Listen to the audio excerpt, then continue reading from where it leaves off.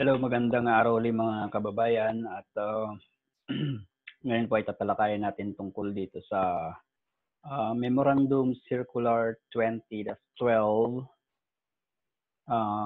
Series of 2020 ng DTI. Okay, ito po ay may kaugnayan sa mga nagrerenta at nagpaparenta ng bahay at ng mga pwesto sa mga maliliit na businesses. Okay.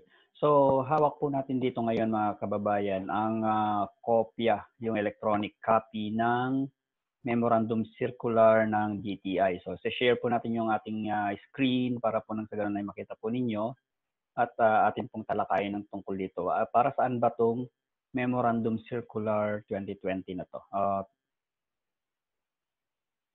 Okay, so Memorandum Circular number 20-12 series of 2020.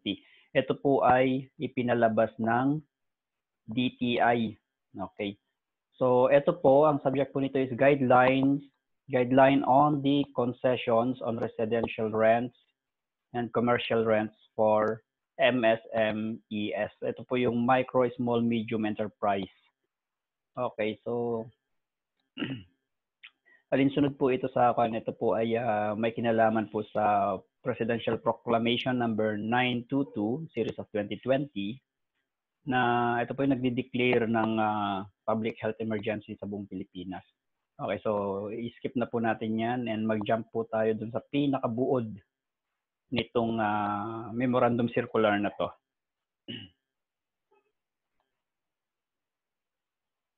Okay, so dito po, whereas Section 4 of Republic Act 11469, otherwise known as the Bayanihan to Heal as One Act, mandate for the provision of minimum of 30-day grace period on the residential rents falling due within the period of the enhanced community quarantine without incurring interest, penalties, fees, and other charges. Okay. So, sinasabi rito na pinag-uutos ng provision ng circular na to ang pagbibigay ng minimum 30 days grace period sa pagbabayad ng renta sa mga rentals na or mga dues na nandoon sa range ng or nandun sa time ng enhanced community quarantine. Halimbawa, yung renta natin ng March at renta natin ng April. Ayan, kapag ang renta natin ay nagfo-fall sa March and April, meron tayong 30 days grace period. Okay. So, refusal to provide 30-day grace periods provided under Section 4 thereof shall be punishable within imprisonment of 2 months or a fine of not less than 10,000 pesos but not more than 1 million pesos or both such imprisonment and fine at the discretion of the court. Okay. So kapag yung landlord natin, landlady natin, hindi ayaw magbigay ng 30-day grace period, ay meron itong karampatang parusang pagkakakulong ng 2 buwan at pagmumulta ng hindi bababa sa 10,000 piso ngunit hindi tataas sa 1 milyong piso o pareho. Ayan, pwede silang makulong at magmulta. Ayan, depende na po yun sa korte, kung sa desisyon ng korte. Okay, so diretso po tayo dun sa pinakabuod talaga. Yun po yung introduction niya. So sa pinakabuod nitong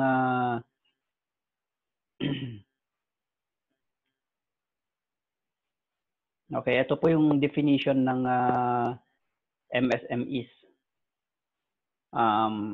Kapag yung business mo ay may kapag po yung business mo ay ang capital mo po ay hindi tataas ng 3 milyong piso, ikaw po ay napapabilang sa tinatawag na micro enterprise. Okay, so small business ka po kapag ang puhunan mo ay mula sa 3 million and 1 peso at hindi tataas ng 15 million pesos, ikaw po ay nasa medium, nasa small, and medium naman po kapag 15 million 1 peso at hindi tataas ng 100 million pesos. Okay, so yan po yung definition po ng MSMEs. Yan po yung sa kwan po yan, nasa puhunan. Puhunan po yan, hindi po dyan kasali ang mga utang. Okay, so karaniwan po kasi sa atin na nangungutang ng puhunan, so hindi po kasama doon sa puhunan. Okay, so diretso po tayo dito sa buod, sa baba.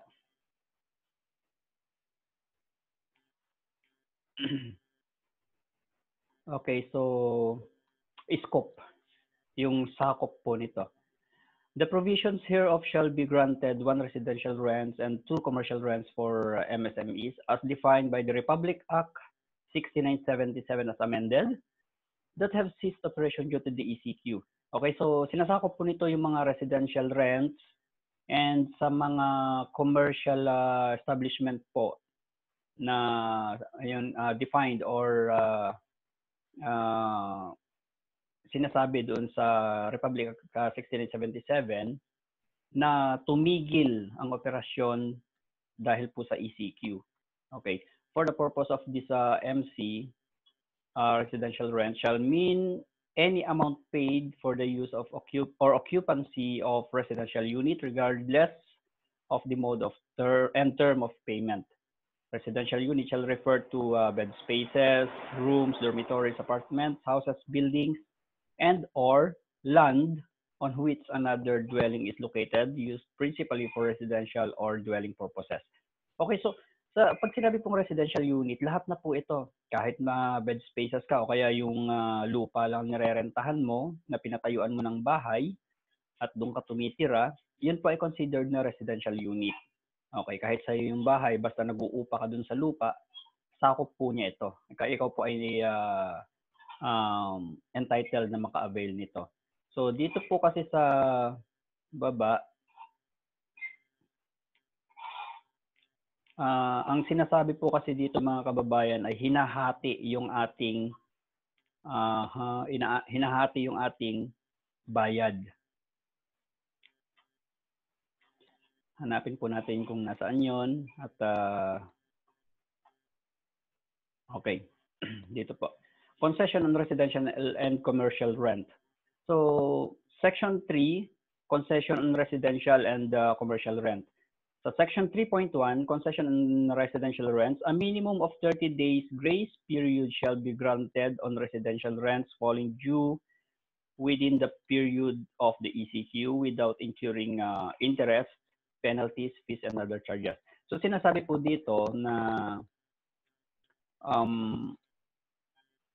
minimum of 30 days grace period po ang ibibigay sa mga residential rents na nagfo-fall siya. Ang due date po ay nasasakop ng period ng ating enhanced community quarantine. Okay, so within this grace period, wala pong interest or dagdag na interest, walang penalty, walang ibang mga fees or other charges na idadagdag po sa ating renta. And then, sinasabi po rito, where cumulative account of rents falling due to the ECQ shall be equally amortized in 6 months following the end of the ECQ and shall be added to the rents due on the succeeding months without interest, penalties, fees, and charges. So, paano po ito? Ganito po yon. Halimbawa po, tayo ay hindi nakabayad ng March and April. Okay, so bali 2 buwan. Let's say ang renta po natin is 3,000 per month. So March and April meron tayong 6,000 na renta na hindi nabayaran. Okay. So hindi po tayo magbabayad ng March and April pero meron tayong utang na 6,000. Ang sabi po rito is hahati-hatiin sa 6 months yung ating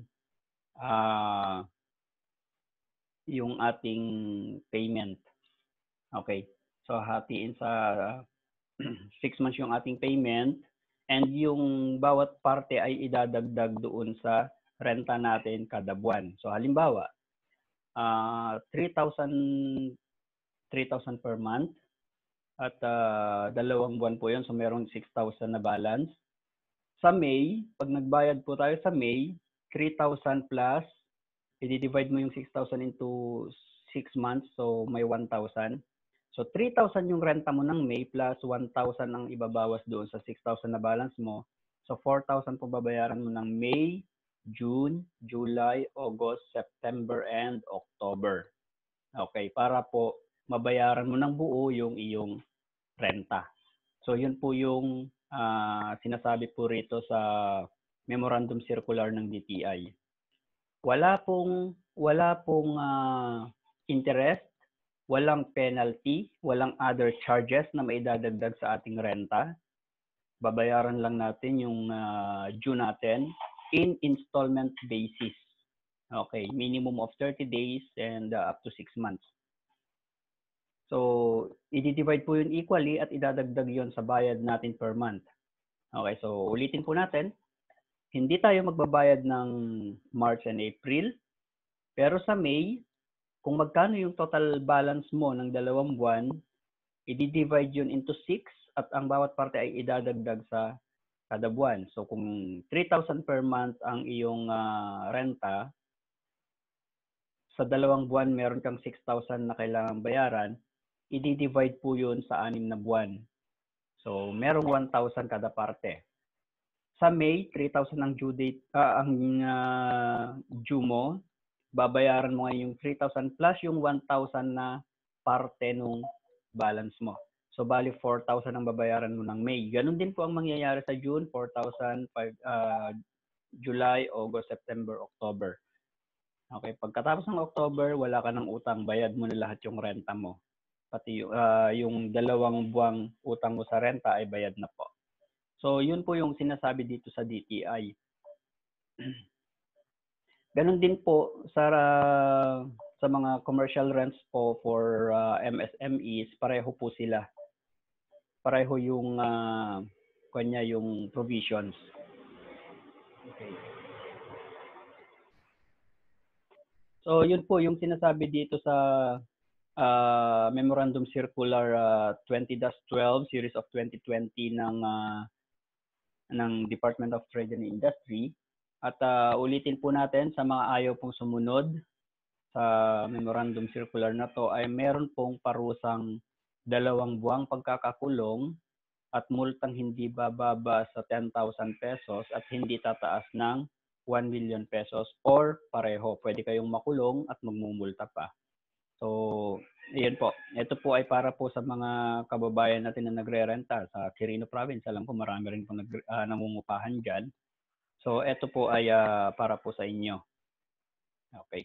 So, hanggang dito na lang pong muli mga kaibigan. So, yung mga hindi pa po nakapag-subscribe sa atin, pakiclick lang po yung subscribe button sa baba and pakihit na rin po yung bell notification icon.